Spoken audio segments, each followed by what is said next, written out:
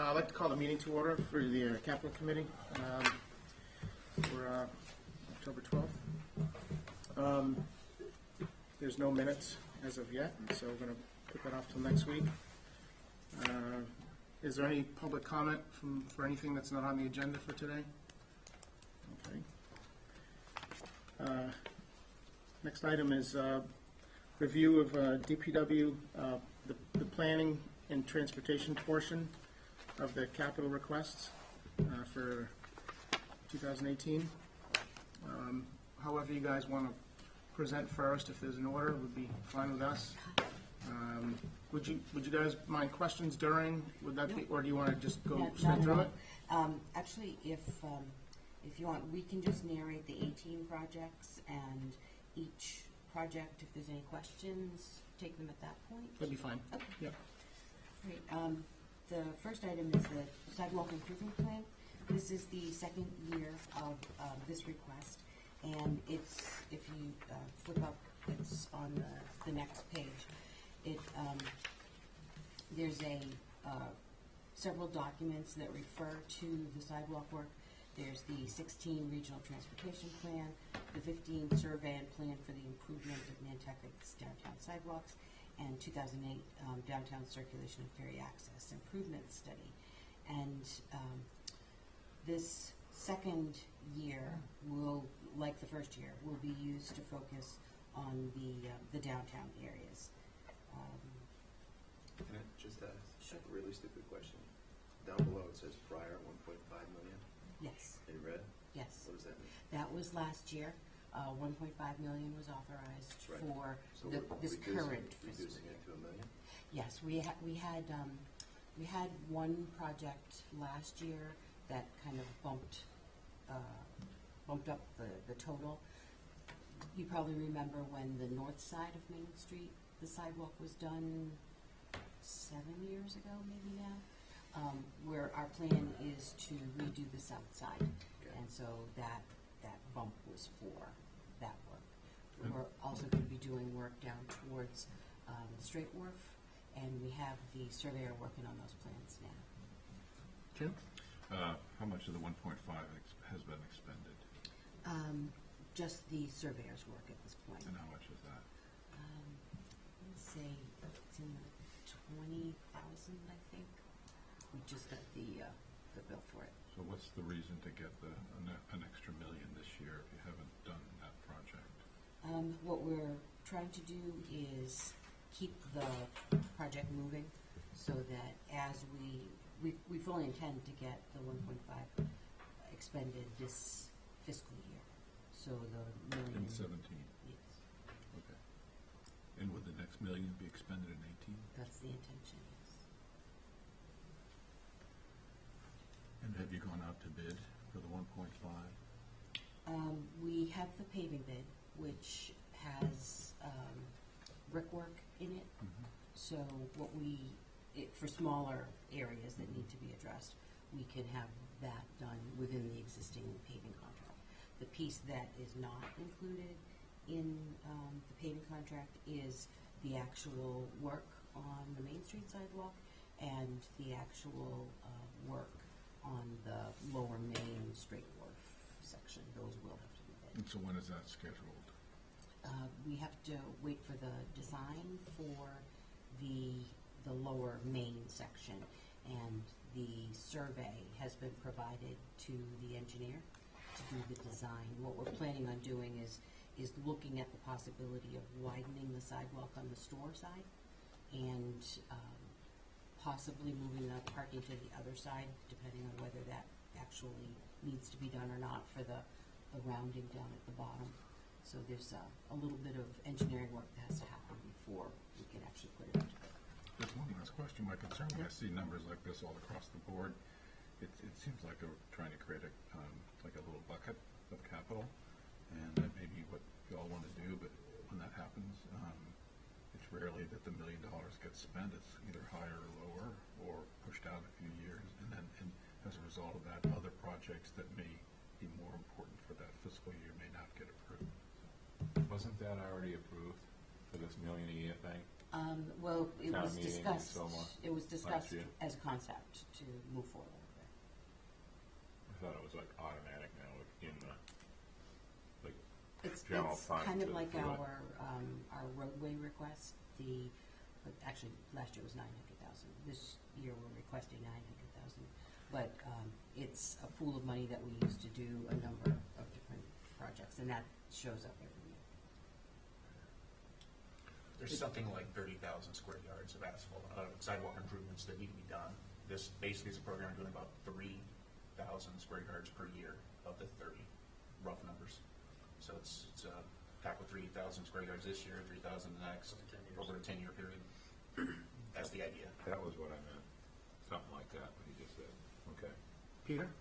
I think it's important for at least myself and the rest of the committee to have a copy of the RTP, the Regional Transportation Plan, which is a thorough investigation and accumulation of all of our roads and buses and bike paths and everything.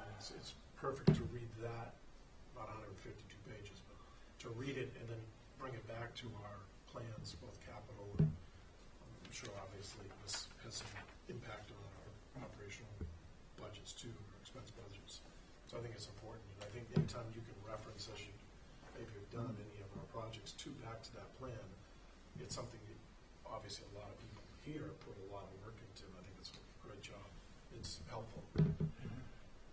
Mike, the RTP is following up on Peter. Go ahead. Absolutely. Is that includes everything, DPW, planning, tip, conceptual, pie in the sky, and every 5 years it gets updated, correct? I just want everyone to know how that works. Correct. When that gets brought up, it's kind of it's mixed of different projects. You know, tip projects versus, like, we might just pay for it projects. And not just capital projects, but policy ideas. Yeah. Yeah. Those kind of things. Yeah. So you have to sort of get to 5 years, Peter, and then all of a sudden after that you go, this probably isn't going to happen, but they have to put something in there. You know what I mean? But it's well thought out. Yeah. There That's a good is, start. there is a link to it on the website. This section is probably, maybe 5 or 6 pages, just the section on 6.7. So if you'd like, we can make sure that those get to you, or... Yeah, sure. That'll be great. I think it's just helpful. Yep. Absolutely. Kara, do you guys take your, to what extent do you take direction from the downtown sidewalk survey as opposed to your own observation and requests that come through you? Well, we look at that as a source of information, and then take a look and prioritize. This downtown sidewalk was done last year by the Roads and Right-of-Way Committee, and they had their certain observations, and we used that to inform us to make our decisions. Anything else up to that point? All right, go ahead. The next is the Surfside area reconstruction. This changed a little from, actually changed another year from last year. It's on the second page of your support documents. And as I'm sure you're all aware, the boulevard is under reconstruction. That project came in just a little over $2 million, and we had budgeted $1 million. So the second year that we've now had 2 years of $1 million request. Both years has gone into doing that work. And this year, we're asking for another $1 million. That's going to do the design for the remaining work. Instead of doing it in 3 phases, which was our original intention, we're doing it in 2. So the next design is going to be Lovers, Oklahoma, and Monahans. And Piece of lovers. Right. Piece of lovers. The piece. Careful how you say it. yes, I know. yes, a portion The of little Lovers. piece, the Yes. connector to Yes. Oklahoma. Okay. Yes. And given the prices that we've seen recently, when the first $3 million were put in a number of years ago, that appeared to be sufficient. But given the numbers today, it does not look as if it's going to be sufficient. The other difference between Boulevard and the remaining roads is that we're not doing a separate bike path, although we have had requests from the abutters to do a bike path. Problem is that the Boulevard right-of-way is 80 feet wide, which has plenty of room to put a bike path in it. The other ones are all 40s, and that makes it very difficult to get the roadway and a bike path. So we are going to have the engineers look at the possibility of widening the paved surface and maybe designating a bike lane. But it's going to be difficult within the 40 feet with the bends that, especially Aaron Monahan said. Pete, Richard? I'd just like to ask a question on the design cost. Did you say it's $1 million for the design? No, construction. Construction? Okay. Design and construction. Talk to me a little bit about the design costs. The design costs for the boulevard were 120.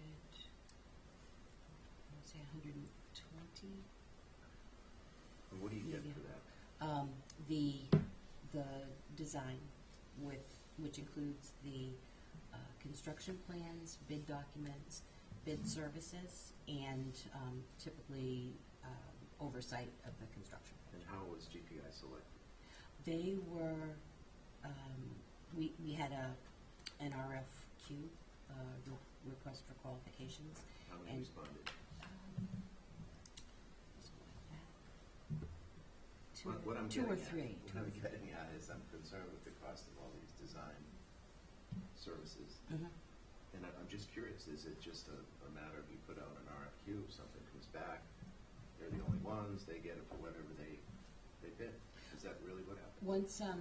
Once you choose a designer, an RFQ, you don't look at price, you look at qualifications.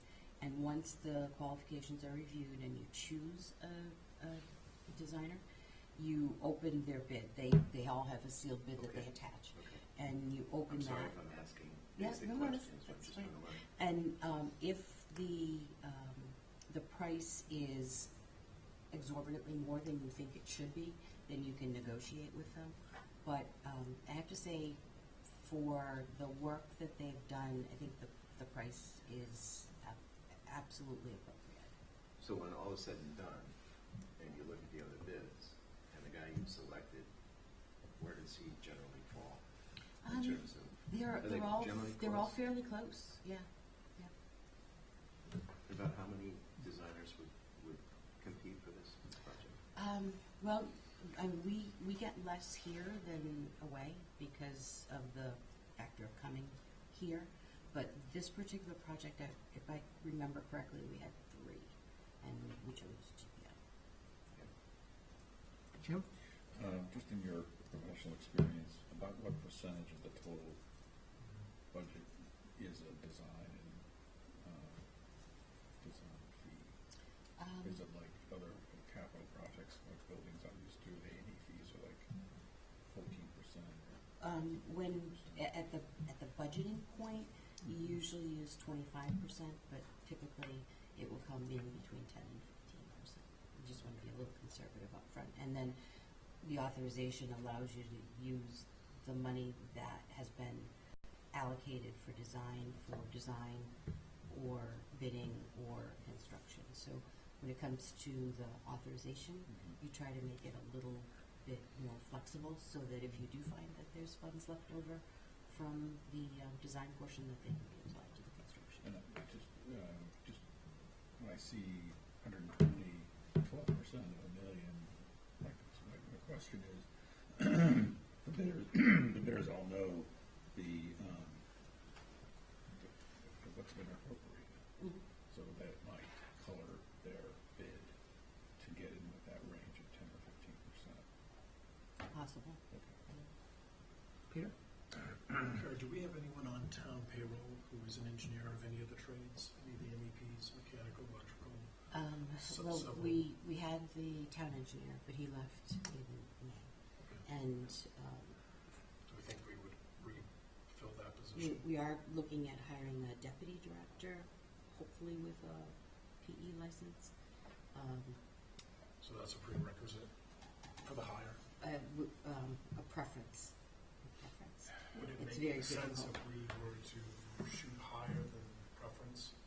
And could it save any design in the future, at least for roads and bike paths and? Yeah, I had hoped that by having an engineering division, we have a portion of the DPW that is designated engineering with town engineer, assistant town engineer, and surveyor. But it's very difficult to get somebody to come to that who isn't already employed in a local company. So, Bingo. You stole my statement. It's like hiring an in-house lawyer. We can't pay them. If you want to get a really good person for this, If you took, you hire, if you took 10% of some of these project numbers and design, but what are you gonna pay them a salary though? you probably have to pay more than the town manager. No, but that's where it gets crazy. But just from a standpoint of all the projects we have, it's just a thought. This Well, has come up for the doing last 10 plans years. like these It's takes a complicated. stable of people that are a lot deeper than we would ever be able to support. One thing good about It's this, just like hate, It's- even in my business, I hate paying someone profit if I have the expertise on my staff. Yeah. Yeah. I can't stand it. Sorry. yeah, no. Matt? You can say Okay, just a little something. One good side of this problem is like CC Construction. I'm gonna use them as an example. I know that that's not the same discussion, but it is in a sense. Once they figure out Nantucket, we're actually getting pretty good bids from them because they already know how insane our issues are downtown in the streets, digging it up. The same goes somewhat for some of these businesses that bid, whether it be traffic study stuff or whether it be engineering. You know, the guy that's doing the right now working for us for First Wave, very familiar with the island. So it's sort of it's that Nantucket factor kind of thing. I mean, if there wasn't people that knew what they were doing here, bidding every time, you'd have to be the first day at the job. So I think it kind of comes out in the wash. I think this project is so complicated because there's existing drainage. They don't know what they're going to find out there. It's kind of a mess out there, to be honest, Bronze subdivision. It's a disaster. I mean, I don't know, they're finding things they probably didn't know were there. Some stuff got done 15 years ago. So I agree with you, but I think each project has different benefits from some of these people that maybe it looks like they overcharged for the last one, but this one is a pretty good price, sort of like that, you know? That's just Jim? my point. So, you know, not only is there a benefit to having in-house service to perhaps do some of the design fees and design cost and minimize some of those fees, it's also an advantage to have someone who speaks the language of all those people that are making bids on it and can translate it and make sure that the town's getting the best that they're not, because it is complex and really need a specialist who talks that language, at least generally. So there might be some advantage to looking at that too. Kara, you said you had some requests for some homeowners about bike paths down those sort of other roads. Is that something you'd consider, or is there merit to that? To me, if we had a very level area, we could do it easily. But the problem, I'm just thinking of Okerwell, it's that both sides of the road kind of pitch down, and what you would end up with is retaining walls across the back of it, and retaining walls don't react very well to a sand base. So I think we would have the best opportunity with maybe widening the paved surface and making a bike lane. I mean, to me, it's a bike path once having something on either end. To me, it's going from the bike path and Surfside to a beach access, popular beach access. Whereas the precedent of just winging out a bike path into a neighborhood, to me, could open up a can of worms with a lot of other these bike paths. So I don't know, I don't think there's any merit to that one, but just my 2 cents. What about another 10 feet of right-of-way? Any voluntary easement discussion with any of these people? I don't know, was Andrew? I don't know, I'm just asking. I didn't know about the Aqua situation until a few weeks ago, that it was 40 feet. I mean, we Just haven't got, asking. we haven't got there yet, I'm sorry. Go ahead, Andrew, yeah, fine. We haven't got to that point yet. I mean, I think, all the bike paths we've sought voluntary easements, so I don't think we've had a chance to really hear what people would prefer. I mean, I know that there's been discussions about bike lanes, but I'm personally not a fan of them. I think that I feel the eyes of It is, once it's done, then you have the fallout, if it isn't what people think we should be doing The in last that time area. we did a survey on this, Mike, I think people prefer separate bike paths off the road for safety, for recreational activities and everything else. But it is, the key part of that is the ability to get easements. So, Yeah. and as Kara said, in 40 feet there is not enough room. You would have to get probably 20-foot easements from adjoining property owners. So that's often the distance of whether there's, people were very generous to give easements for the road, but we haven't talked to them yet about 20 feet into their front yards. What about, Karen, one more question, since we're on like engineering at this meeting somehow. The bottom of Aqua, what you're talking about there's gotta be leach pits buried somewhere in there. I mean, there's gotta be. It's gonna end up being like a burial ground of cement stuff. Yeah, I'm I mean, sure and I think that if it's there, we'll find it. to get to what Andrew's saying, or what was brought up, pumping the money into the drainage at the bottom, that's sort of like the friendship lane of that spot. To me, it has to happen anyway, no matter what we do. Whether we do a 28-foot road with 4-foot, painted bike lanes, or we do a bike and berms with bike path with a berm, you're still going to have to fix the drainage down there, like big time fix. So, to me, I see the same cost whether we do it one way or the other. So I think the easement thing is a decision that has to get made at another level from here. But I think we should look at that, because it's going to be are we going to do it on Montahanset? What are we doing on Montahanset? It's Same a 40 thing? foot right away. Same exact problem? It's on page 92 of the plan. All right. Actually, Andrew, I've got a question. Have you guys completed the, I know the road takings is completed for the area acquisition. Does that include the Orkawa and the other roads there? Yeah. That's all taken. That's all? But to the 40 feet, though. It's the full right of way, 40 feet 40 long, feet. has been taken. Yeah. Got it. Okay. Hi, Karen. The next one is the yearly request for roadway improvements for roadway maintenance on page 3. And this is the money that we use to supplement Chapter 90 to do roadway pavement repairs, items of work as they arise. We did have the new pavement management plan done. Silvio oversaw that before he left.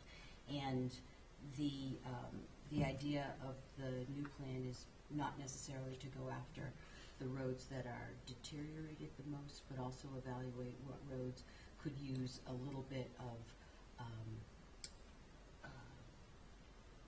just modification instead of rehabilitation. So it's a combination. And for the current fiscal year, there's work on Sankaty, Atlantic, Cliff, and possibly Hummock Pond Road that we'll be doing, and the rest of the list that was generated will be completing in fiscal 18. Have all prior money's been spent? There's a small amount left in 16. I want to say 50,000 or so. Okay. Is that an appropriate amount? That's carrying you, that's gonna carry you through? Yes, and we typically get about 650,000 from Chapter 90, and the recommendation from the pavement management plan is between 1.35 and 1.55, and that puts us right at that. Mr. Chairman, quick Yeah, question. and How does chapter 90 get, who comes up with that? Is that based on our population year-round? No, consensus it's stuff? miles of public road. Oh, so let me ask this then. Every time we take a road, We should report it does to that Mass get DOT. reset? Not trying to sound like free money we, and all um, that, but We just a had, question. we had Beta take a look at that to see if all the roads that were in the Mass DOT list were in fact the public roads, and they said that we were up to date. But I'm just thinking we probably should make sure Well, no, I'm Boulevard thinking about and Appleton and a Wilson- few of the other ones recent. We got Amelia is coming up in this discussion. I'm just curious. We'll have to make sure that those get submitted. It will incrementally increase the money that we get. Cool. Good. Karen, I remember a capital item some years ago for the paving thing to square out a spot or something, The infrared cutter, Yeah. the infrared machine. to sort of do a proper, so it's Patch. not just a shovel into a hole and, is that been? It works. We, Yep. we do have it, and besides making really good work, Yeah. seriously, Uh, it actually does a good job. Victor has borrowed it on sporadic occasion. We also, in fiscal 17, requested and received money to get an asphalt recycler that allowed us to put, the problem we have here is off-island, people can get hot mix asphalt year-round. There are plants that are open year-round. Here, we are constrained by when Victor chooses to run the plant. That's the only time we can get hot mix.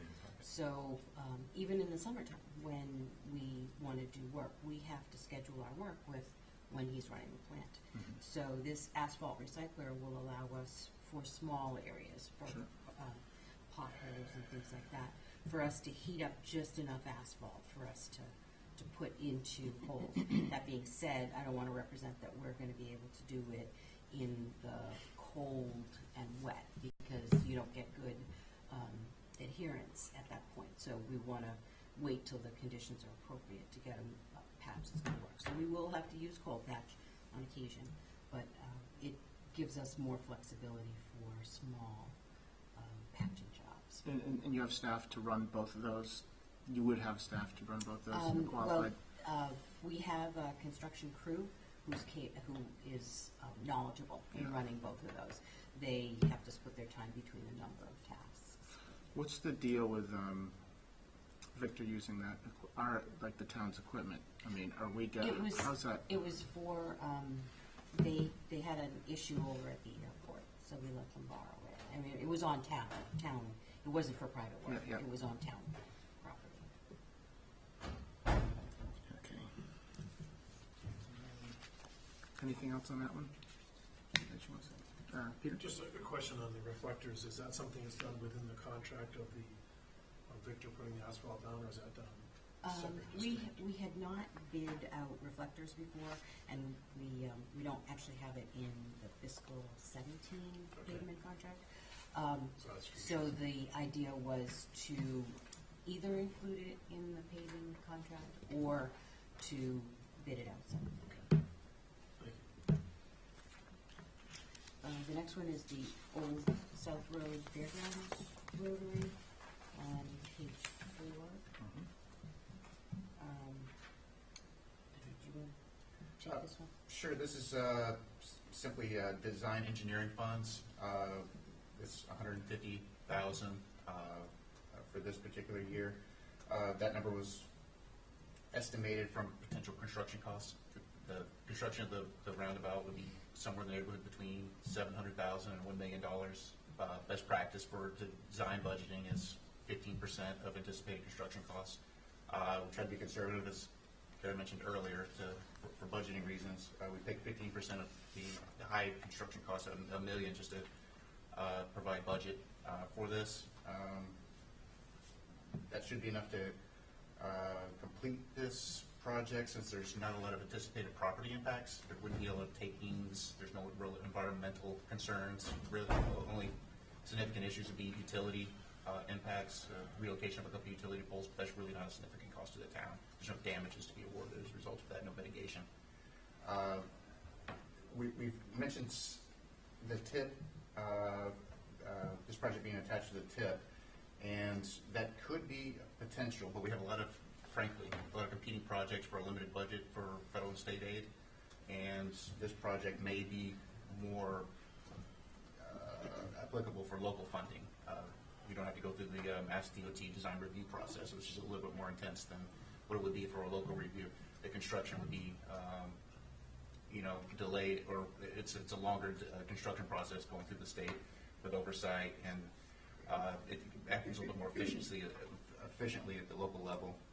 And with other projects and growth in the area, I don't really think delaying this for a couple of years for inclusion into, let's say, a FY19 or 20 here for the tip, and pushing another potential project like a future phase of the Nantucket bike path out a year or so. It's probably not the best strategy for this. So we anticipate, if awarded, to include this in a future year town capital plan, the construction of the roundabout. Once the actual construction cost is known, design plans are developed, then we'd be in a better position for budgeting that in a future year. And if we know it's a little more certain that this isn't a project that would be good for the tip and compete with other projects. We own it all, right? Like Except for the corner on, just that little corner? south side. It's pretty wide there, though. You know. Richard? My question is, why not put it in 2020? Why not do it now? Put it in as a placeholder. What's the strategy for leaving it out? Again, potential. We have it in our capital plan as a tip project in 19. Right now, Sounds like it may not happen, though.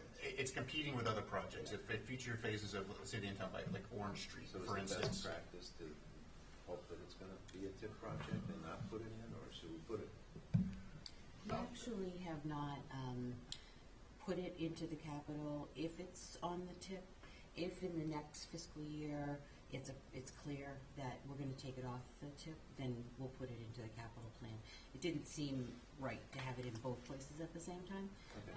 but we will move it into the capital when, if a decision is made not to.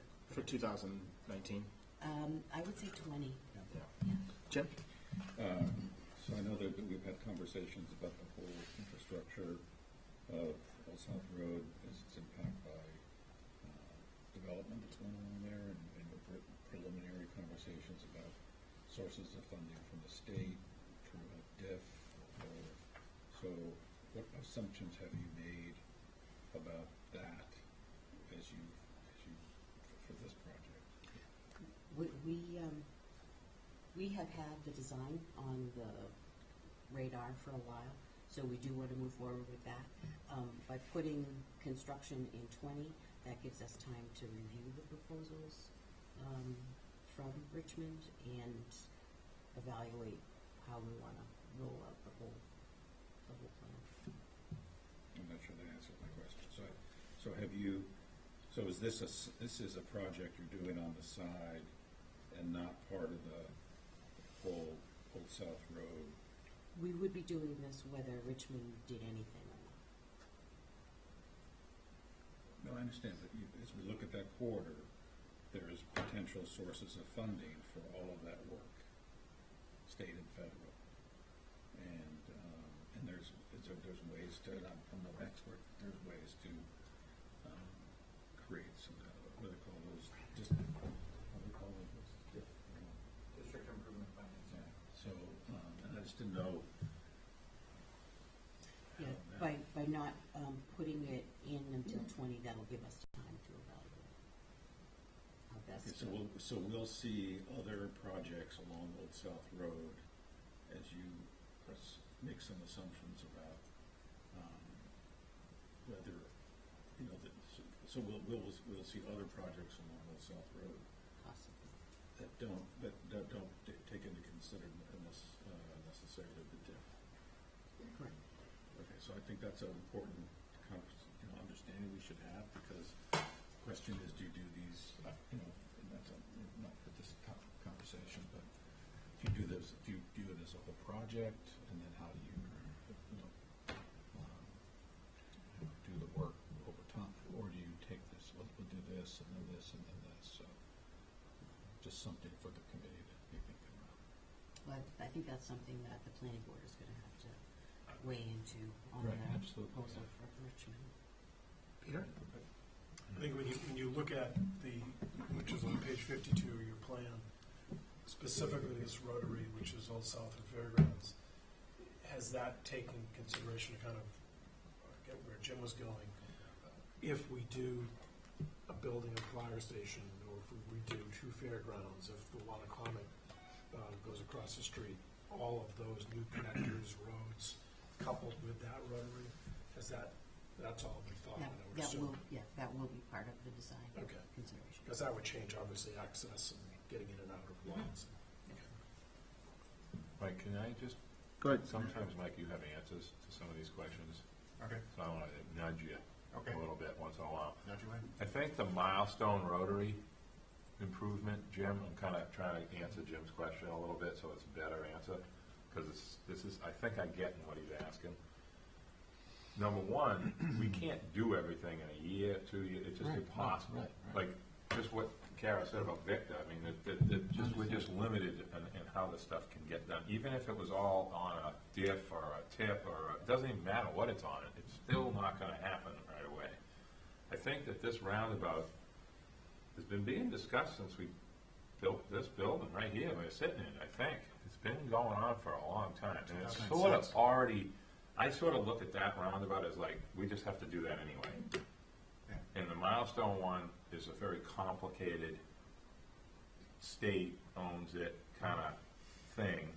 And then this Old South corridor, we haven't finalized anything yet. We have another company that is working to look at, to review their, Contribution to traffic. what's the name of the guy? I forgot. Richard? Hayes. No. Rizzo is doing it, but the Oh, other Contribution guy. to the peer review, but Mueller, Ron Mueller, is I actually- couldn't think of his name, I just forget the stuff. So, we have like all this review going on, but that's more about the road. Like, just how it backs up, are we gonna have turning lanes, are we gonna just have one way, out of Tacoma, out of Amelia, things like that. So I look at this as, we're gonna do this anyway, whether Richmond built a shed or 300 units, it doesn't matter, it's still gonna happen.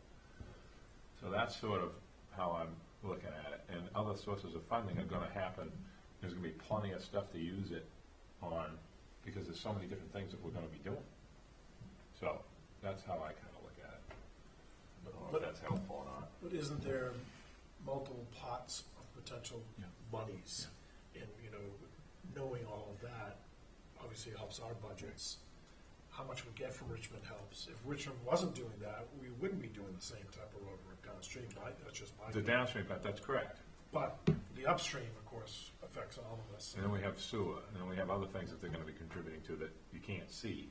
That's just as expensive and complicated. So, there's a lot to it. So I think it is a Hydra type of funding plan and physical works.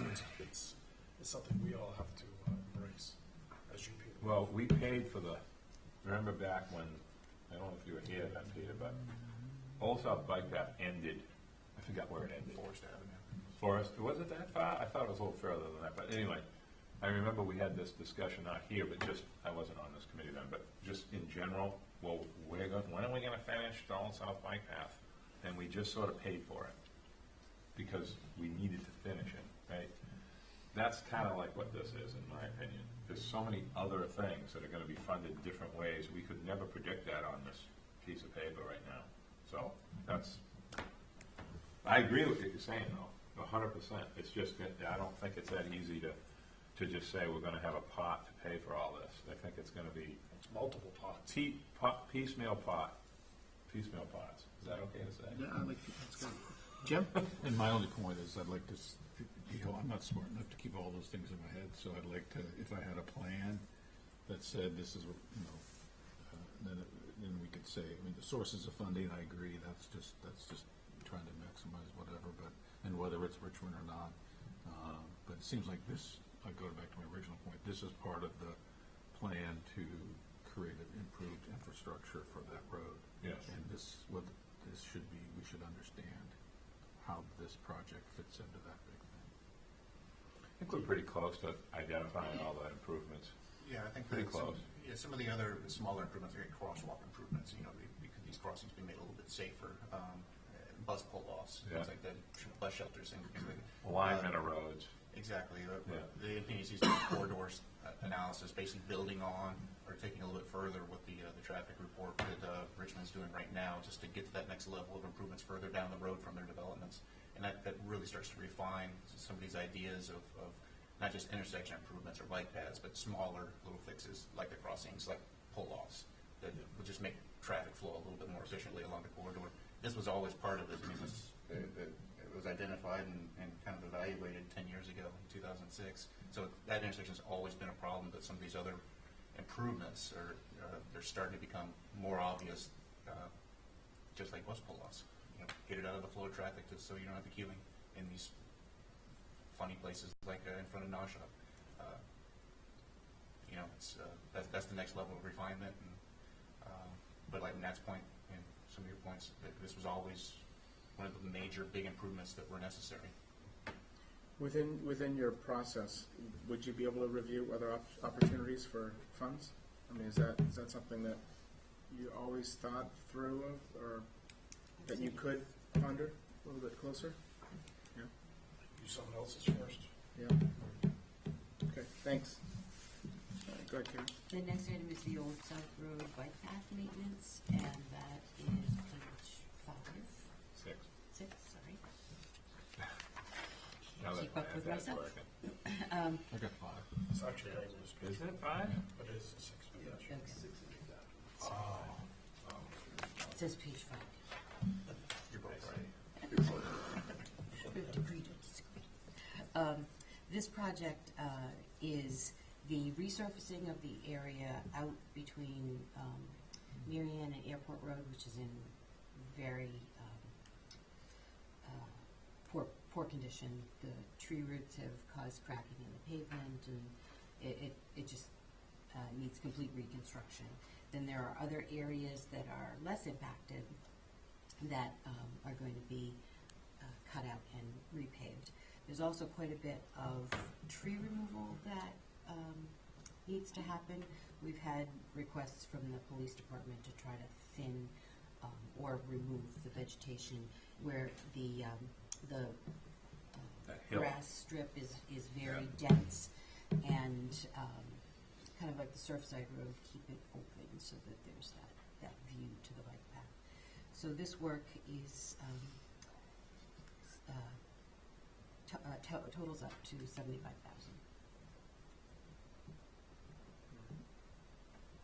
Any questions on that one? Just Peter? a crack that you're going to seal is obviously something that's not produced by a root. Right, It would be right. something expansion. Yes. Okay. And actually, we since I've been here, we haven't bid out crack sealing. It's something that was recommended in the pavement management plan, so we'll put a price into the paving bid for the crack sealing. But I know there tends to be hesitation on the part of citizens to do too much crack sealing because it kind of looks, Spider. yeah, exactly. How much of that do you think will be will go towards vegetation maintenance? We had allocated 15,000. It's about 20,000 an acre for the. I calculated that. It's 25. And there's between an acre and a half in total that needs to be cut back.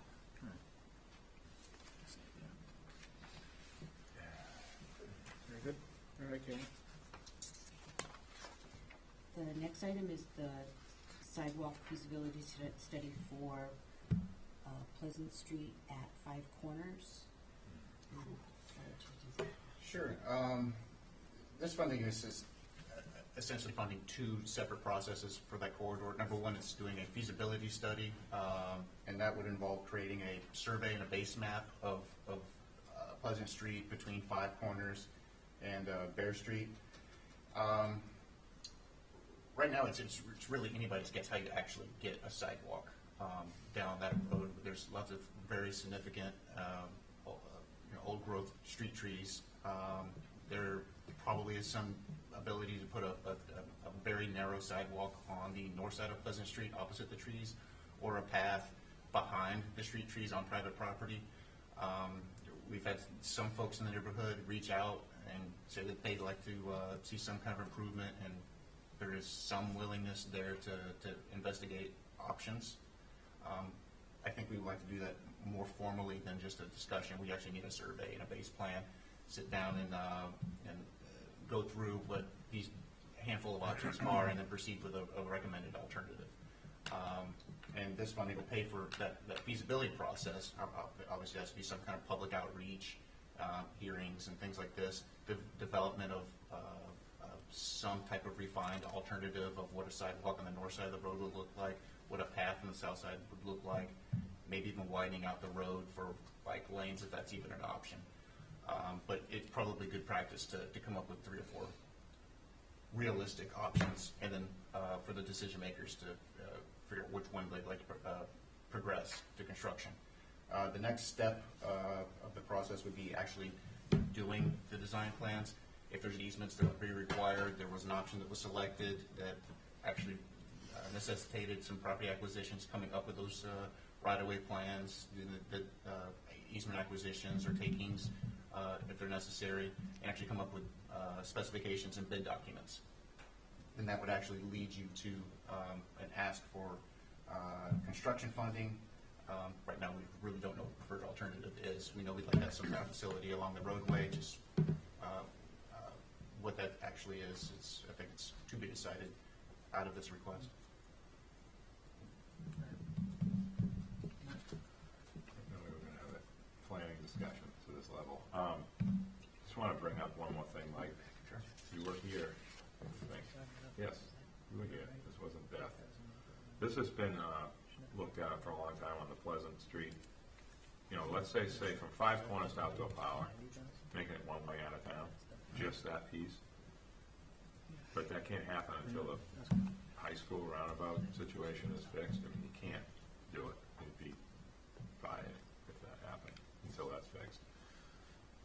I feel personally that this needs to be looked at from a feasibility only foot with that also part of it, because you can't just, that whole area on the right side, on the faded from Marjorie side of the road is kind of like, what are we doing there? There's no, it's like new lane. There's no place to put anything unless we made it one way. Then you could put a sidewalk and really fix it and make it nice and walkable on one side. And you could even have on-street parking that we have now, but it really doesn't work. And then it would work. So I think that this is a wicked Nantucket problem that isn't that easy to fix without having that decision on that one-way part made at some point. I think you're saying that, but yeah, a one-way alternative. We I out was of just town getting only. that probably should be one of the cross sections that we should look at as a possibility. And if the appetite is to make it one way, that's probably start ramping up the discussion on whether that's what that's actually going to do for the improvement. Personally, I think that will go a long way to helping circulation out. If it was just a 10 or 11 foot traffic lane, and you have the balance of the area left over for bike pedestrian usage, that really would preserve the street trees. They're the less than There's property big impacts. trees. It's wet down there too, by that house that's set back that has clapboards. That area is all wet, huge trees and roots, and it's going to just get cut down. No. So So should this project be put off until Four Corners is designed? I think it should be, personally, I think it should be part of it a little bit, the because design. it won't work without that roundabout in.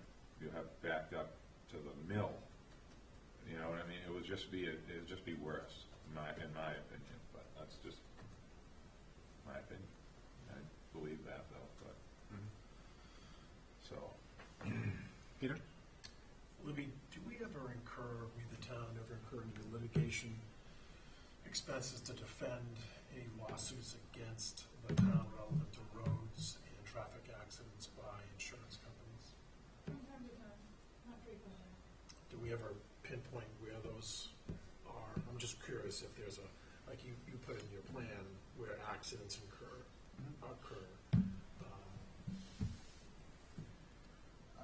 Can you pinpoint losses? Well, put them where the intersections that we're getting whacked, and maybe that's, I can't even think of one that has resulted in loss because okay, of something. so that's good, Defect in the road or the Yeah. intersection. Yeah. that's good. But maybe accidents. Just accidents. Well, you know, insurance companies are gonna go like that. Yeah. Try to go after everyone and anyone. Right. If there's a rhyme and reason to Yeah. suits against, Five Corners or Williams Lane or whatever, we address those first, but if there isn't, that's great. As part of a data-driven analysis of prioritization, crash data is definitely a factor. The Bartlett and Surfside, the reason that was addressed, reviewed and alternatives were developed, the reason that was such an issue was because the crash rate was so much higher than the district average. Especially with pedestrians. Exactly. So you try to find these indicators of need and crash data is, that and level of service with congestion. Those are the two main for transportation improvements. So how do you get the unreported on the plan? I'm sorry? How do you get the unreported accidents on the plan? Well, you go with the best you have. The local police data is definitely a lot better than the registry of motor vehicle data.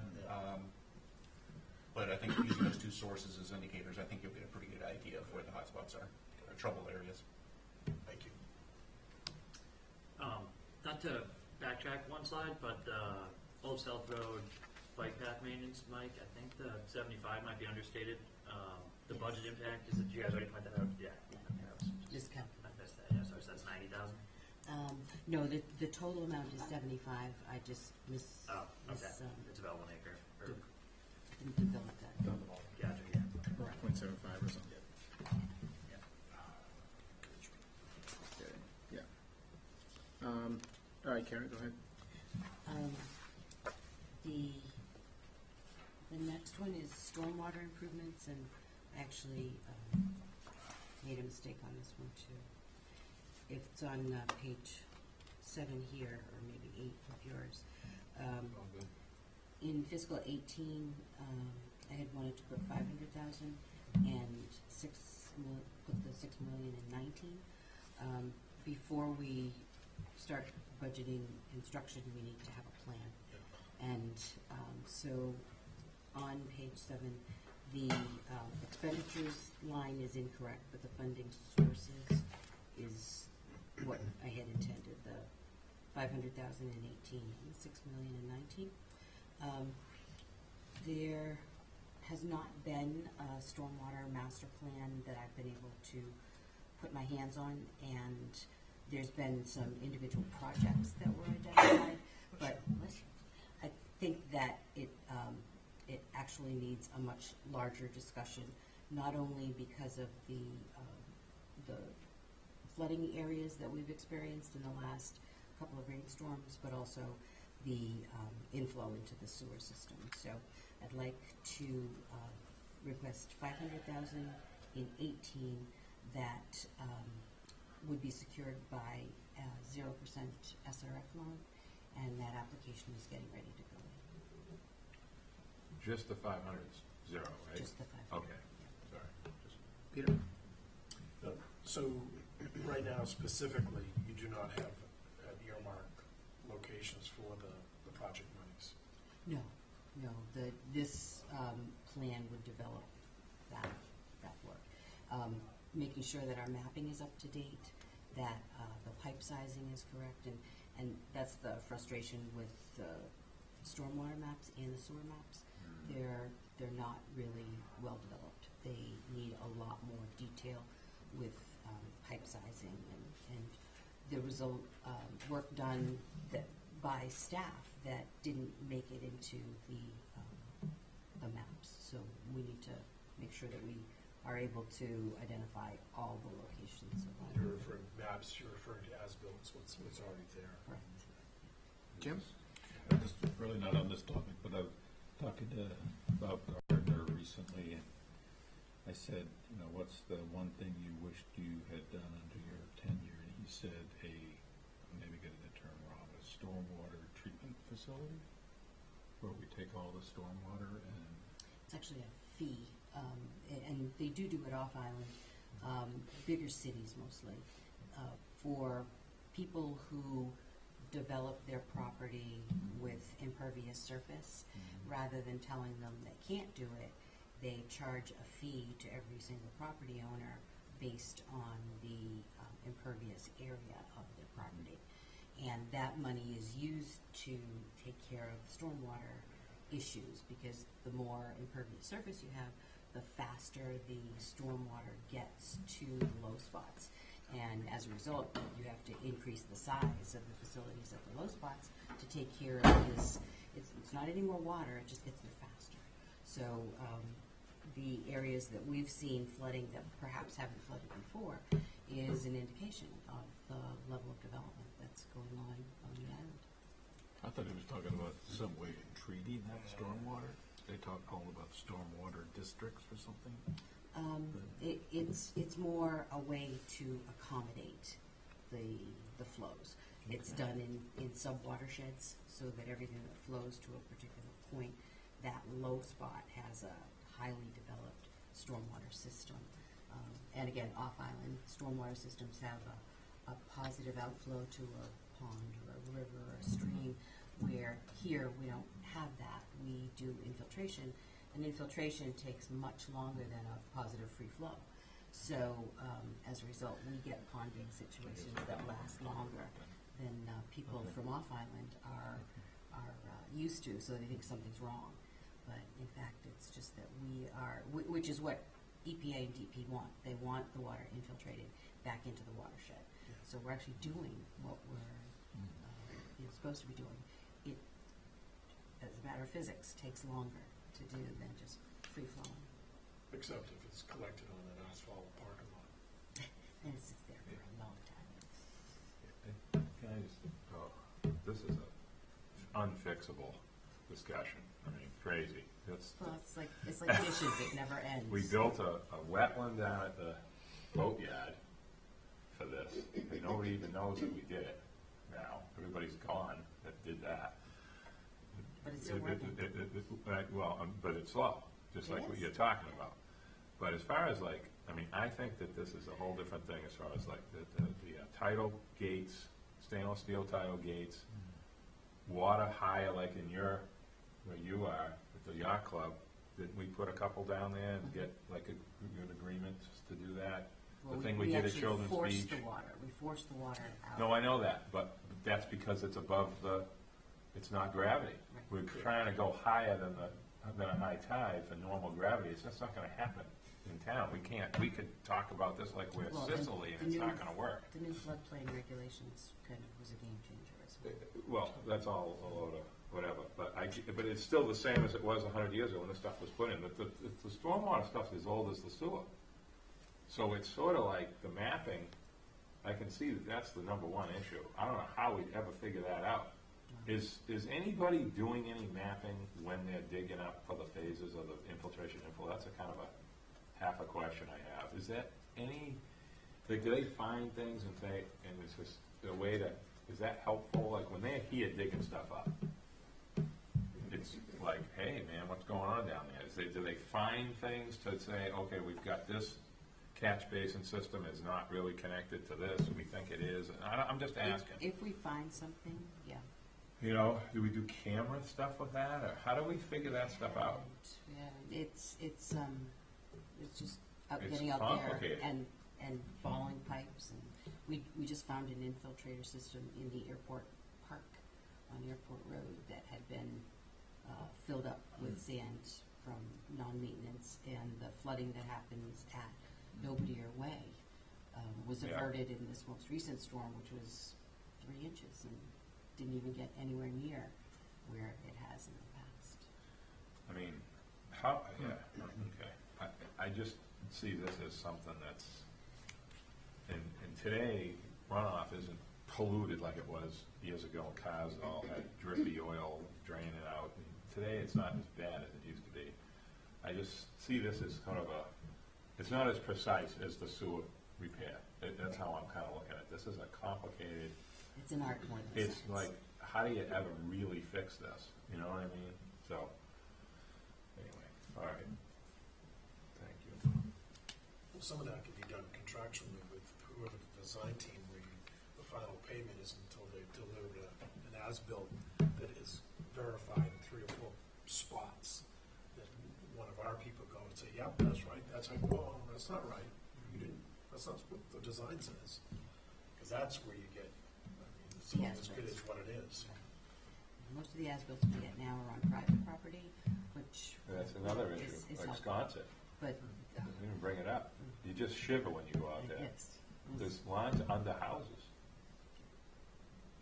Or Seriously. houses overlap. There's just sewer lines everywhere.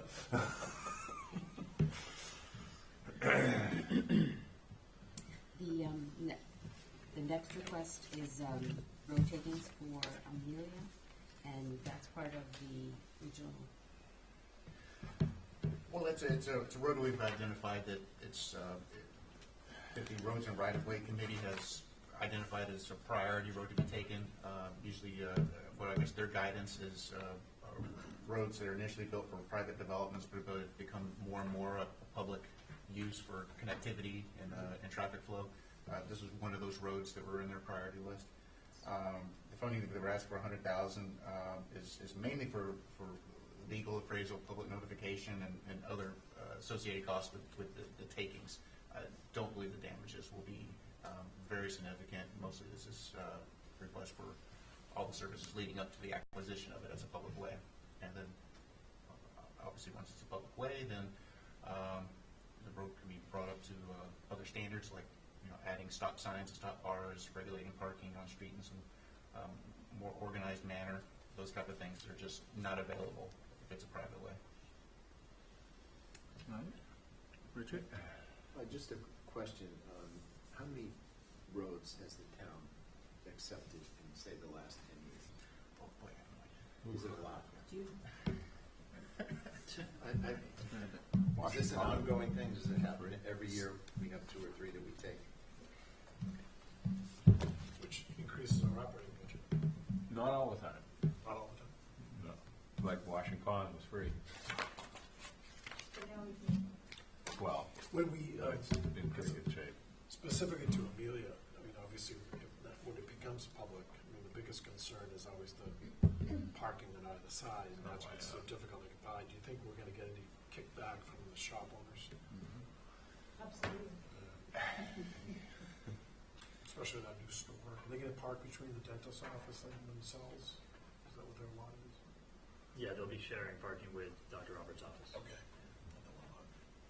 Because that, it makes it impassable now, and a lot of people, when they see a Hopscotch. Rotary may help down at Fairgrounds, but a lot of people like me who lives off in that Sneaky. area, you just cut down Amelia, Tacoma, back at Fairgrounds. Which is beautiful. Yeah, Well, that's just parking on both sides of the road. it's not so quick anymore. No, it's not. Andrew? I just want to say that we're, the town of Nantucket is significantly at variance with other towns. Other towns, when a subdivision road is approved and built to a certain standard, it's accepted by the town, pretty much at the next town meeting. So by not accepting these roads, I think it's a mistake to believe that we're just piling on maintenance costs, because a lot of times if we took them at the early stages when they're first built and they're maintained regularly, we actually save money and improve the transportation. So this was a mistake not to have taken this earlier.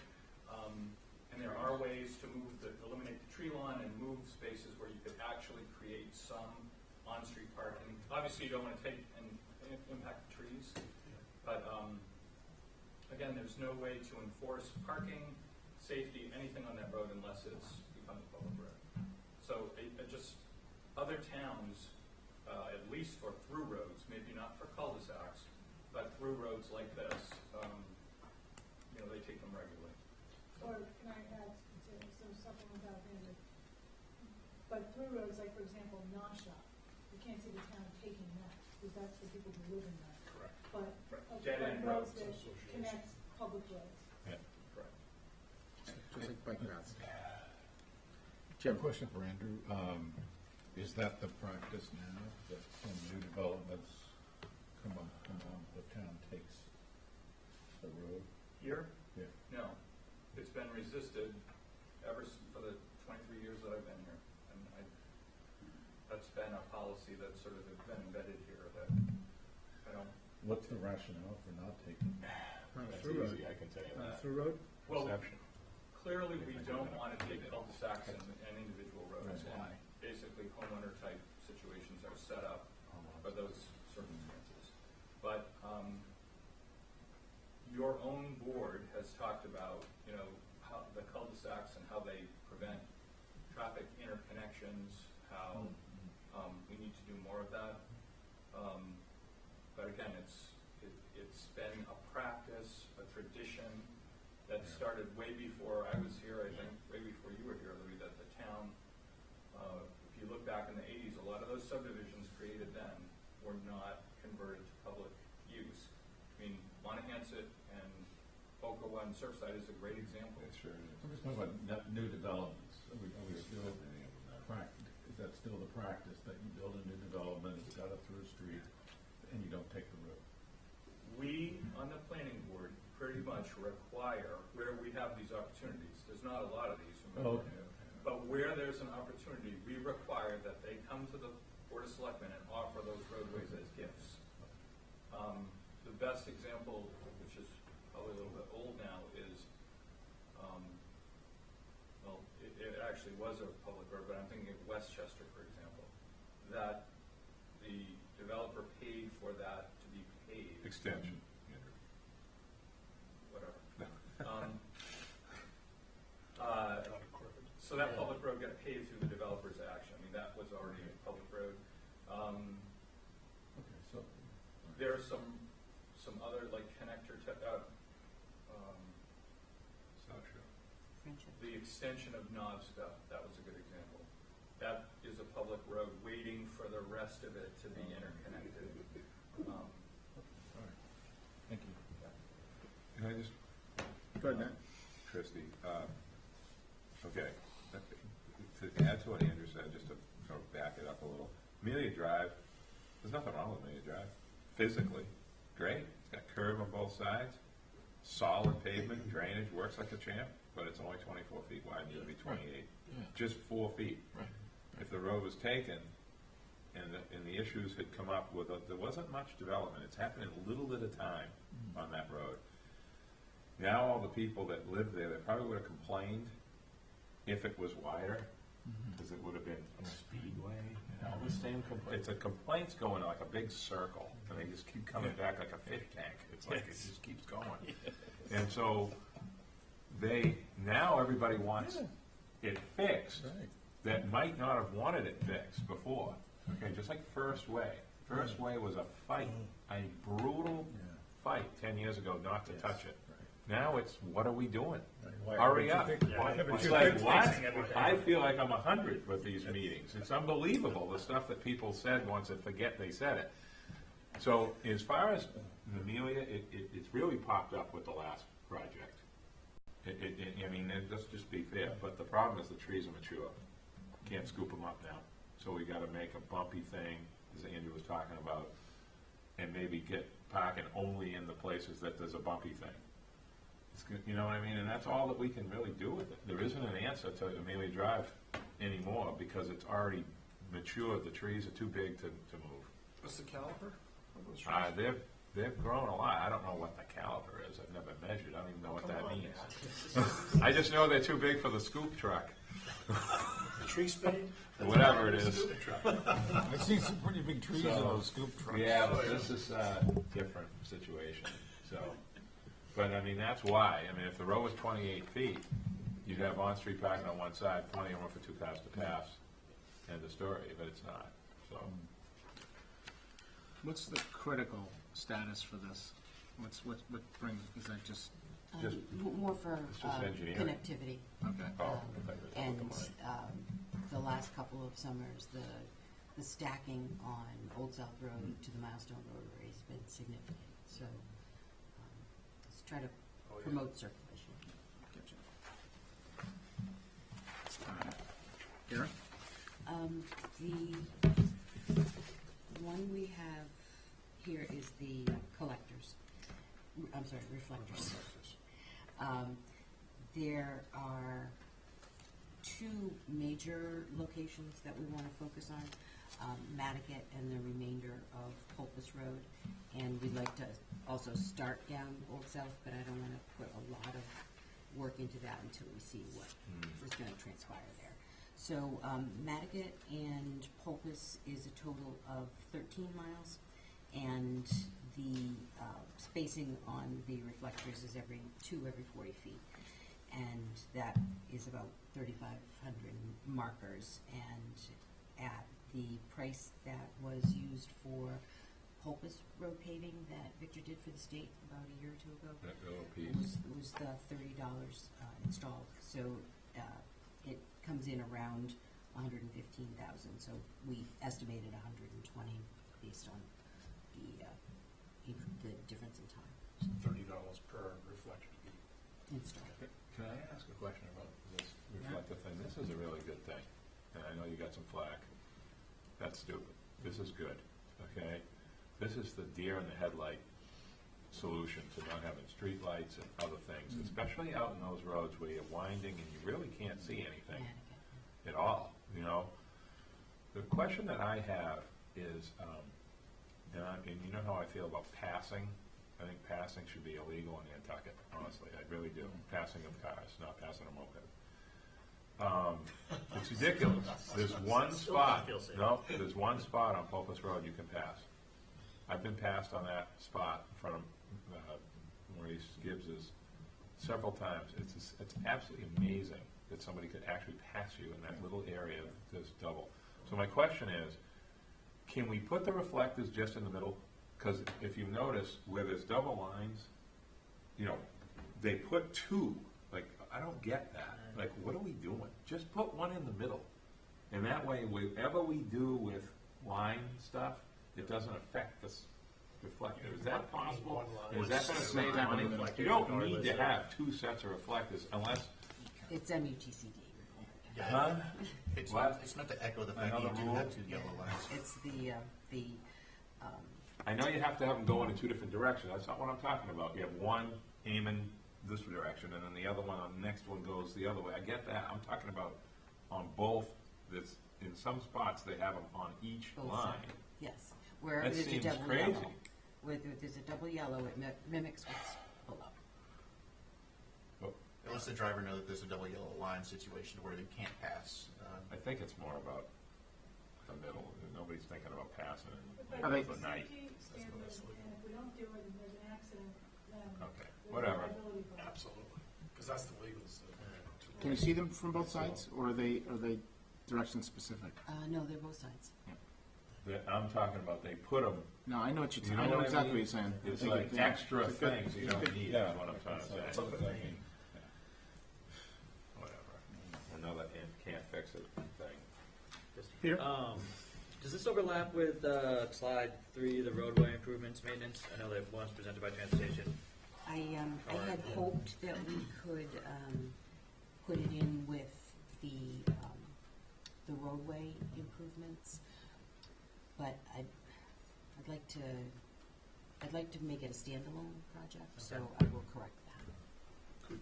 Could another company actually do the installation of that? Besides the paper, right? Mhm. Could we? Do we have that expertise? No, it's a special It's a grinder thing, it's glue. machine, They yeah, use Gorilla that you Glue. have to hire.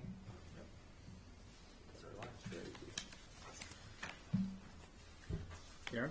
Go ahead.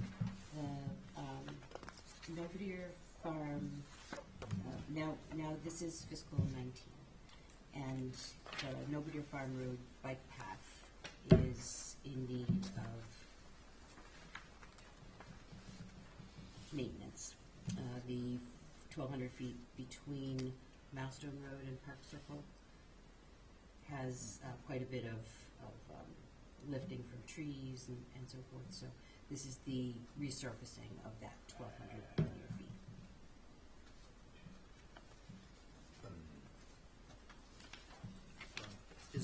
Is a cost estimate for this? Is this just your guys' general best estimate? I mean, obviously there's no Yeah, design and consulting or anything. being so. in 19, this is our best estimate, and then when it moves to 18, we'll refine it based on the numbers that we get for the pavement management, Gotcha. paving You contract. don't have to go out and have somebody who's a professional No. to see that this needs this work.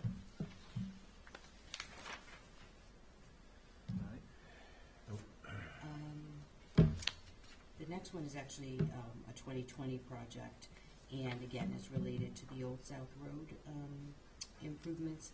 This is a connection from Amelia Drive over to Pulpus. You really mean Milestone. Yeah, maybe Pulpus. There were, You mean, you To mean where to follow Pulpus the whole intersects. thing, behind the tennis thingy dingies from the 80s? Go behind Island Lumber, all the way to Pulpus? No, with the intersection of Pulpus with Milestone. So it's going to Milestone, but lining up with Isn't the Pulpus. bike path, I thought we were following the bike path. We did talk. Mike? You might know that the corridor study was going to look at options for connectivity between Old South Road and Milestone Road, looking at different alignment alternatives. Okay. The best I could describe this one is a placeholder for what that would actually look like. I think the corridor study that we're going to be looking at is going to figure out exactly what intersections are really the most attractive for lining that connector road up. Is it Fairgrounds No, to I hear Monomoy? you. Is it Amelia to Pulpus? Is it Amelia to Monomoy? Or some combination of those? That really needs to be justified with the traffic study and to see exactly what the benefit is, if at all. Maybe a connector road doesn't have that magnitude of improvement to justify the expense, but we do know there probably is some need for connectivity there. What that looks like, the corridor study will help provide the answers to This is that. a really interesting, this is one of the things, let me just tell you, I'm putting my super Nantucket hat on for a second. You gotta get this one right once. This can't be oh, well, we're gonna do something, oh, this isn't the right thing. This is big to do this. And my thinking, just a quick little, because we've never really talked about this publicly. Yeah, I remember when you brought this up, and I went, we really are doing this? Because nobody has talked about this at all. That bike path crossing, okay?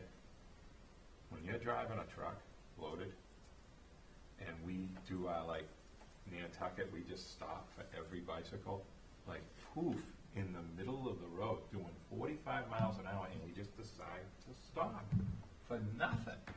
And you're in a truck behind that car that wants to be the friendliest driver in the United States, you are lucky that you can stop, because you're not expecting the person to do that. So my thought was, Mike, I don't think I ever talked to you about this before, I thought that making it kind of have a road next to it would help make everybody just go slower there, because it's a kind of a weird spot to cross, because people are really going fast. But now that you mentioned Pulpus, and aligning it with that would do the same thing, because the cars would already be thinking about vehicles pulling out. And you're trying to say you want to take a left. I was thinking of it as a right only to go to Sconset, but I think what you're saying is you're trying to get people to go to anywhere on the northeast part of Nantucket. Yeah. That's a good point. I didn't think of that. Jim? So this is another project that's part of what I would call the Old South Road infrastructure project. So to me, I think it's important that they, not for this group, but for whoever's working on this, see this as part of some broader plan. Because making sure this works, prior to doing a bunch of, because if you do 10 things, you're trying to improve something, Spread cut. and you do 10 things, you don't know which of those things you've done make an impact. The other thing is land. We want land, future use for the next generation or two of what's gonna happen over there, to be sort of thinking about keeping it. I think of that as like a kind of a nest egg of dirt over there. That's how I feel, personally. Something's gonna go there someday and we're all gone. So we wanna make sure that this sort of thinks about that too, connecting off of it or not gobbling up a spot that should be used for something else. You know what I'm saying? That's sort of how I look at this as well. And we have the water company wells to deal with. as well. Exactly. No, that's what I mean. Yeah. Jim? And certainly when we did the plan for the hospital, which would have been a wonderful place to look I at the know, hospital. that's why I didn't say it. There You were did. roadways through there, so that we planned out, and, so. I was thinking that, but I didn't want to say it. Yep. That's gonna be, the next generation isn't born yet, gonna be saying what you just said. So. True. All right. Road takings Tacoma to Lovers is another 2019 proposal, and this is also something that needs additional study. Yeah, further study. This is, again, another one of the ideas that will be evaluated as part of the corridor study. Whether Tacoma is actually the connector to provide better connectivity, or if it's, rugged road. It's the same kind of idea here. It has to be evaluated to see if that's even something that's necessary in the future. Is rugged a public road or private? That's a good question. It's private. Is it? Yeah. So we never taken anything up to like your road? Yeah, I wish they did. That was like Andrew was saying, it's one of those, like, we just don't do it things, and then we think about it later thing. It's part of the association. I think one of the important things to point out is by putting topics of road takings into the capital plan, it makes it part of the discussion, and I think it's important to put it out there. Let people Are we think and talk mimicking about the it. right-of-way committee list, Kara, to some level? They You know what I'm actually talking had about. I actually met with them last year with their list and said, I agree with this one and this one, but I Yeah. don't agree with this one and this one. So they've kind of We realigned. reshuffle it, yeah. Because, clearly they want to contribute to the thought process. And these were all ones that they had on their list, but at a different priority. Right. So is this looking at Tacoma, paving Tacoma, or taking Tacoma, which is dirt, from Young's Way to Lovers? Yes. Is that what we're talking? Yes. Connectivity again. And the next one as well, Friendship Somerset, is to increase connectivity and try to take a little bit of traffic off of Prospect Quaker, especially in the summertime where it backs up pretty significantly. And again, that's another 19 project. If the chairman, I'm sorry about all this. I feel like this is all in my head. On this one here, this should have been done 25 years ago. This is like on its own, crazy, okay? You need to just work with Steve Cohen on this. There might be some answers here for the 380. I've talked to him about it, because this is so important to fix this without us getting robbed as far as the land part goes. We already have to fix enough stuff there that we probably shouldn't have had to fix, especially down below. Like the puddle.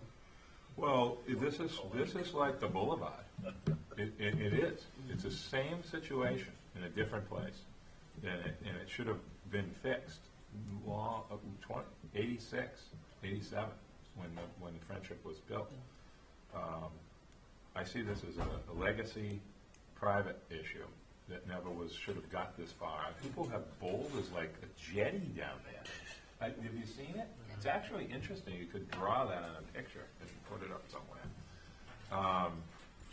But we should be able to get something here from some of the butters here. So One of the first things we'll have to do is rebuild the infiltration system that's at the bottom. Of the oh, list. absolutely. That's why I'm bringing up all this. We shouldn't have to cut a check for damages as much as you might have estimated here. And I'm assuming that's what you've got land acquisition as damages, right? Yeah. Can I say something about this? This needs a lot of work. I know. Way more work than what's in here. I know. That's why I'm Because saying what I'm saying. The upper area of Somerset Road is not entirely public, and there's an awful lot of dirt and sand that pours down Oh, I know. into this area from there, so that's true. gonna have to be done also. I'm talking just about the layout, the Yeah. private, public. I'm talking about the getting voluntary easements to get the layout to the right I'm width, sure that's gonna and then be the rest of easy it to we do. got to pay for. It's Right, insane. no, I get it, Aaron, but I'm sure no one in their right mind would not give an easement. What do you get the 380 for then? That's a lot. That's not for all the work. It's That's for when the- you say land acquisition, That's just that's not include takings. engineering. You're just talking about takings. Yeah. That's why I'm bringing up, I'm not gonna mention But any above, names. there might You be know some- about this. Well, I think in the budgeting of this, for this, the same spirit of Amelia was that the damages itself may be minimum, and the balance of the costs, once the road is acquired as a public way, would go towards the engineering and the drainage Yeah. improvements. And those Oh, kind I of things. see what you wanna do. Okay. But don't forget about Somerset. There are people on Somerset who aren't gonna be too excited about that being put in. The little piece? Well, that's too bad. A little piece. Well, it's not little, but I consider it a Almost little. all close the to road, Vesper. except for from Vesper to where the pavement is. Robertson. You're just talking about that part. You're not talking about the rest, the real Somerset where it No. goes But around. some, No. some of the real Somerset is gonna have to be dealt with, because, as I say, it's. The dirt comes in, the sand comes down the road. Oh, right. And it's gonna have to be like a paved sort of bump berm There's thing. a lot of people on the real end, as you call it, of Somerset, who have complained very bitterly over the years about that road not being maintained by the town. No, I agree. And they- Sounds like you're saying that they don't want it fixed and some do want it fixed. Right. Well, this is where, Always in that situation, but I'm just trying to say, this is complicated. I know it is. That's the only reason I'm bringing up the, 380's not gonna because- come close. yeah. So I would assume that design would have lift stations either going to Vesper or going back towards Bartlett. No, they didn't have Well, infiltrators This- now. Topography is so The low. sewer, that was funded, the plus parcels includes the small amount of, Friendship that does not have sewer. And that goes up and over the rest of Somerset and goes into the whole, Pond Street, Meadowview, Hussey, that area. Yep. That's it. But in terms of the drainage, That's all, not a water. Yeah, but they have leach pits. They don't have surface infiltrators down there. They didn't even have them invented there yet when it was built. Is there surface infiltrators down there? I thought they had, after the, Subsurface. subsequent to the subdivision had put in infiltrators, but I bet there are It could leach be. pits down there. Probably ought to fill the city. Yeah, exactly. All right. Karen? and also for 2020 is the Four Corners Sparks Pleasant Street intersection. Sure. Again, this is design funding for the Four Corners intersection. I'm sure a lot of you may be familiar with the roundabout alternative. Right now, this is, and I don't know when the notification for the MassWorks grant will be announced as an award, but this project is also being requested for funding, design and construction through MassWorks. If that is an unsuccessful ask, this would fund design for essentially implementing that recommended redesign.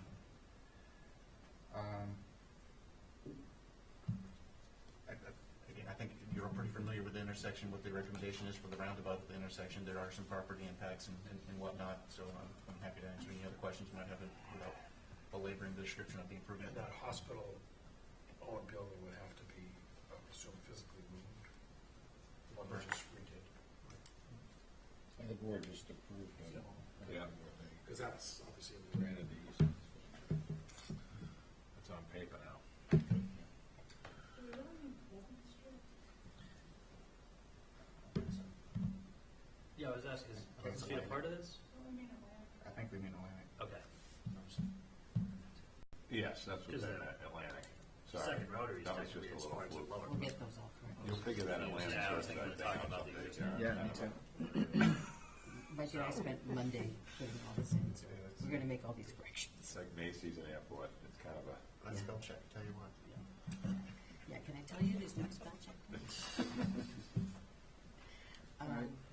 The Surfside Bike Path for 2020 is resurfacing of areas that are in need of resurfacing. It's over 11,000 feet, and there are areas that need complete getting at. One thing. Kara, can we widen to 10 feet with these without a big deal?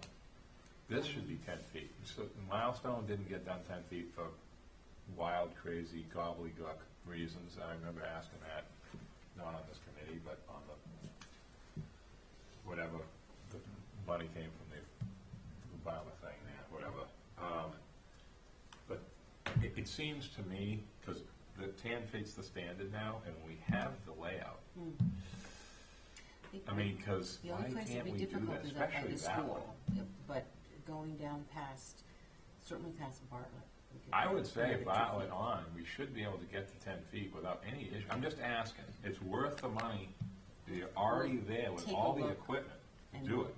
If we can, we'll update these. Right. Essentially adds like 20% to the cost. I mean, you're Yeah, literally and you using love 10 material. feet, Mike. Oh. That's the most heavily used bike path on the planet. I don't want to scare you, but I mean, that's, you know, the standards are actually getting to more, it's like at 12 and 14 feet Wow. in some areas because of the, I think of grass. Popularity. They become, 10 becomes 8. 10's 8 fine. becomes 6 after 10 years. That's what happens. You're fixing some right now. Yeah. I saw what you were doing the other day. I mean, it's pretty amazing how much pavement's under that grass. But that's what helps us by getting the 10 feet in when we're there. I'm just asking. I don't know if that's We'll take a possible. look and we'll come back to you and that number will be changed. Are they currently 8? The old ones are. Yeah. The last 8-foot bike path was faultless, as far as, you know, big ones. Yeah. You know, You can call that an old one. that's old. I know, but Compared to what we remember how have now. many years and years and The years? tree, it's still there. To get, to get that, it seemed like it took 10 or 12 years to get that. And then one last quick Yeah. clarification, is that 11,500 square feet, or is that length? Linear. Okay.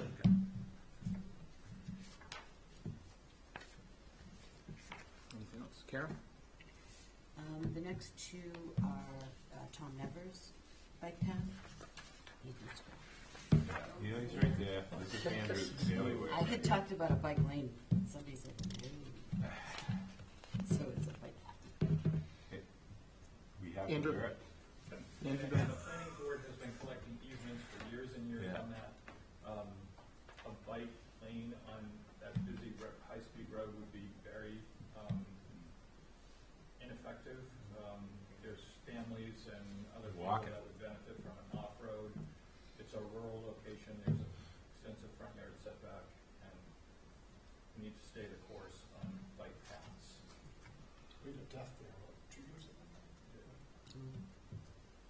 Yeah, all on the east, we have dirt for this, so. Andrew, is there any area where you would consider a bike lane, or you just fully not in favor? I mean, I think there's some possibility of bike lanes in an urban type setting closer to the downtown on the edges where their houses are right to the property line. Yeah. But I think you're even seeing some recent coverage about how in fact dangerous those are. You know, bike riders think they're safe in bike lanes, and in fact they're not. It's a total illusion. And there's more and more accidents coming out of them. So again, I'm not a fan of bike lanes unless there isn't a viable alternative. Right. I would rather take the additional time and spend additional money to build facilities that people want. And again, we've asked the question, people want off-road bike paths. And we've been very successful getting easements. Pulpus, in the end, if you look back, there were 3 eminent domain takings. So I think sometimes the cost of that gets very blown out of proportion. Jim? I just was in Boston over the long weekend, and I think it was Newbury Street that has a bike lane, and or somewhere along there. And the only things in the bike lane were pedestrians and cars. You know, I didn't see any bikes. it's just a field, it's feel good. I bet it was Yeah, purple, it's I bet it like- was purple. And it's chain. like, unless you're looking down, you're not gonna see that strip of light or whatever, so. Oh, they're people paths. They're not bike paths. They're people paths. Yeah. I mean, that's what they If are. you wanna be walking with a car like this far, That's why I say 10 feet. You know. I was against that back in the, before I. No, I'm when I was talking about the bike lane, these lanes. No, I know, I'm just Yeah, saying, the yeah. bike path, the name bike is Oh, not oh, really right, what right, no, they no, are. no, yeah. All right, we got 15 more minutes. Sorry. A few more things here. Kara, go ahead. Somerset Lane needs a bike path, so this is the design and takings for that path. It's out in 2025 at the moment, but I think it makes sense to try to bring it back a little bit. Totally agree. Is this on the farm side? You're going on the farm side, you have to be there. I think Forget about the crossing, Yeah, I yeah, have that's no all. issue with that. Yeah. That's where the dirt is. Yeah. Okay. Easier, dirt. This is awesome, I love it. And then the last one is out in 2025 because of discussion purposes, and this is a second connection from the new, or to be constructed Fairgrounds Old South Rotary to across the water company property to the Monomoy Milestone intersection, creating a second connection across that Roadway. roadway. Now, is that something the planning board's gonna take a plan for? Yeah, it's In something, PDDC. yeah, that's been I haven't seen this. floated for discussion. Who's working on that, Matt? I don't, this is a new one. I didn't know about this idea. That's why I brought up the other one with the pulpit and I think. the high island lumber versus thing. I didn't know about this one. So once they get, I don't know, gets in here, Chrissy's it gonna gets get mad at life me of as its first own. chair. I- No, Meeting no, of no, God with I me. don't mind. Makes it easy for me. Libby's already mad at me now.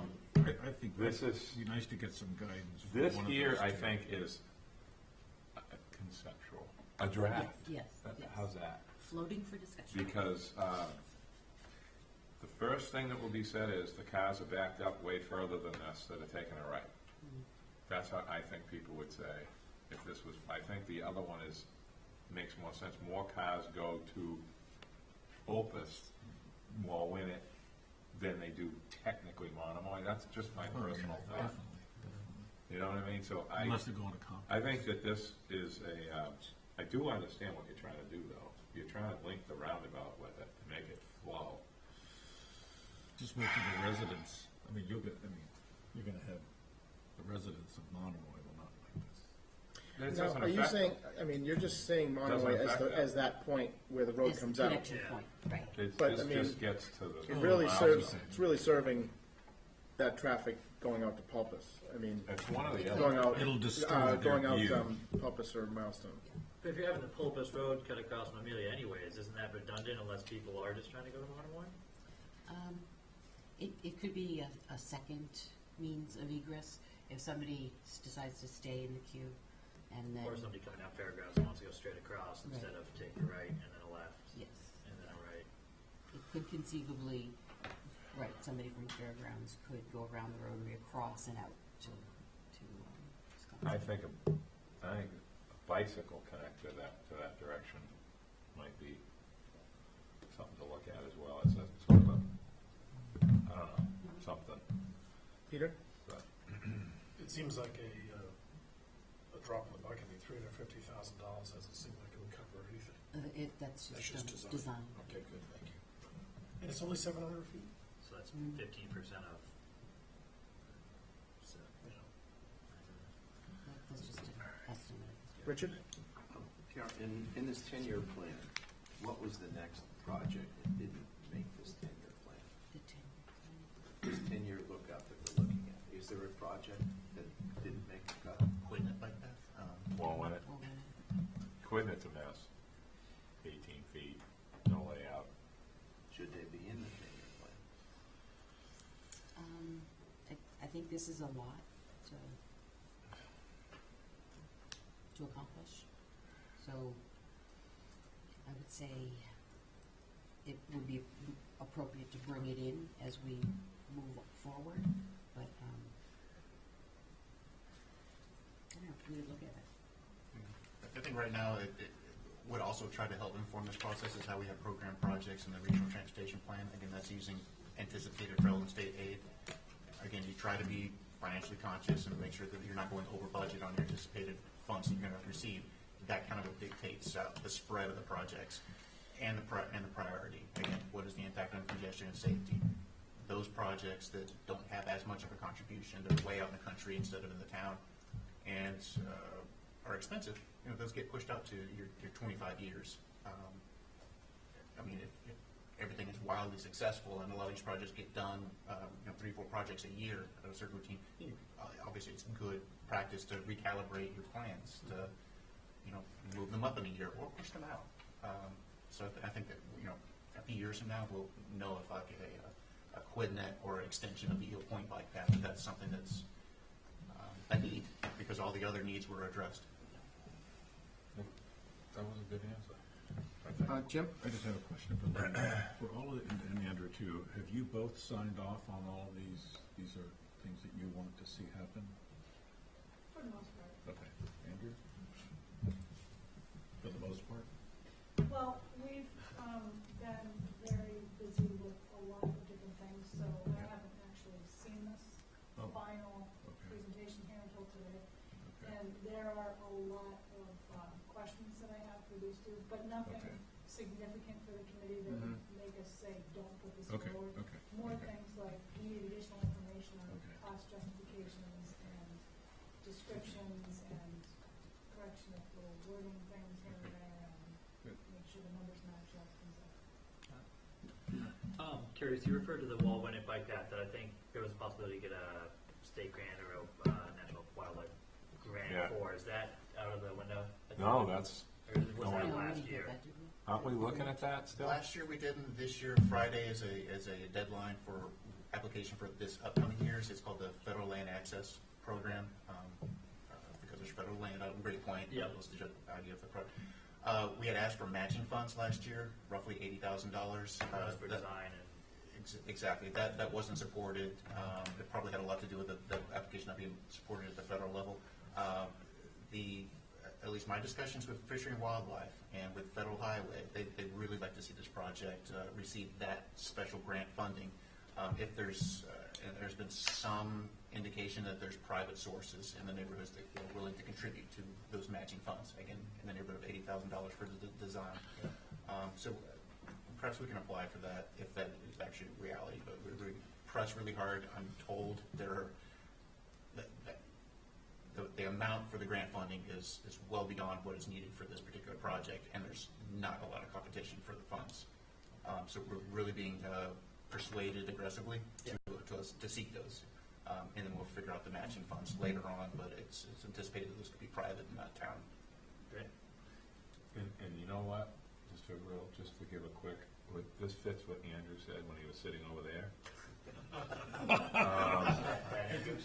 This is exactly, this fits what he said about when not possible for a bike lane. And I was a bike lane guy until he changed my mind on this thing with Tom Nevers. And he changed my mind on Wall-Winnet because of this, not because of this fluffy money stuff either. There's a certain benefit to this town with bike paths. People come here for bike paths, as crazy as it sounds. Cisco Brewers and bike paths. And the QuidNet thing is different, Mike, and we don't need to get into that now, but Don Disco told me 10 years ago QuidNet would be a tough one to ever do, and he's right, there's reasons. But Wall-Winnet is worth waiting to figure out if we can get money to make a real path. That would be like Pulpus, it would be like Nantucket all over. It would be unbelievable if we could do it. Sure. And the safety issue on that road is unbelievable. I mean, it's bad. There are a lot of wetland impacts. I know, and but property impacts. there might be some be able to go in and out close to the road, away from the road kind of thing, but And I guess the number of users is probably a factor. It's out in the country, so it's really, really low priority as far as we're concerned. right, but if we can get funding, it's worth doing it the right way instead of just widening the road a few feet and putting some line. And assistance That's what from I'm saying. our colleagues at Federal Highway and the Fishery and Wildlife, if they want to do some of the lift on progressing that project, if they are really invested, then it's identified as a need. So Even though it's in out years, can you still do, apply for grants and in now? And if something came through? That's a good question. We really Or haven't do we wait? aggressively sought grants for that particular project, the Walnut Bike Path, Yeah. because it's an out-year project, Yeah. it's a lower priority, but because they're, the federal agencies have grants that line up with that particular project, I think they're identifying the opportunity and trying to convince locally. that- Legally, we can. Grant funds. Legally what? Legally, we can expend grant funds without having them required to be authorized by town. But isn't it a lower priority based on us using our funds? Yes, So absolutely. it'd be, in theory, if we want to advocate something like that, we would want to push it or go bring it forward. I think what Christie was asking though too, if we got, say this grant came and we won, does it like wait till we can do it? In other words, is that money approved from wherever it comes from to be So like, you have to is there a use- time frame? I mean, that's kind of like what I'm thinking he was, or Yeah. asking, because that's what I would think to ask. That would work, right? Okay. It's not like, oh my God, we have to all in it right now if we got this approval. Yeah, and I think what that town administration that staff resources are focused on priority projects. I think we would really need to have these other agencies participate in this lift. If we're really being asked to support the project, we'd really need a lot of assistance from Federal Highway and Division Fishery and Wildlife. No problem. Thanks. Yeah. Because I'll tell you, that is, it's dangerous up to the little boat thingy thing across from Tim's house. It's bad. There's just tons of trouble. It's unbelievable. It's a high-speed road. The dirt in the Yeah. road, it's unbelievable what goes on there. You know, it's dangerous. Pretty busy. So It is busy, yeah. I'm just, okay, thank you. Anything else on any other items? I do want to say, it's nice, this is working a lot better than last year, so it's good to see that. And also, thanks for, I know you guys did a good job filling in all the Still lines. about years that we have to do. Yeah, that's fine, but it's a good start. It's much better than we've seen, so that's great. Last week we had spoke about maybe internally meeting, which I think we'll do next week when Stephen's here, about maybe gathering some key questions that the departments kind of have an idea, better idea of, over time, better idea of knowing what kind of questions we might ask. In the long run, it might let them, they might consider how they present the capital items to us and just other options, but it just will give us a little something to go on as well as the department heads. So we'll talk about that a little bit next week. And the date of next meeting is the 19th next week, which was, I think, DPW, the regular items through DPW. Any other items? I just think it was great to break out the transportation fund. Yeah. It was really helpful. Yeah. Already talked to him. Yeah. Do you get the attachments when you see your Good question. stuff? I'll get to that in a minute. Not with this packet. No. This was the back. Yeah, but you were looking at the I tip online. Yeah, I pulled it on That's my what I desktop. found out. I mean, that's a great thing. Yeah, sure. You talk about the ITP thing? Yeah, absolutely. Okay. That's online though, right, Mike? Yeah, I it's sent right it on to the you website. guys already. You'll be in your It's- boxes when you get Right. back to. Yeah. Okay, It's just great. don't get scared by it. That's the only You thing should. that I makes me think it's nervous. a revolution. It opens, it makes these. It makes it much fit in. more- Yeah. Yeah. Now you know what we're doing. Yeah. Yeah, because you don't have enough space. Yeah. Try the description. If nothing else, motion to adjourn? So- Second?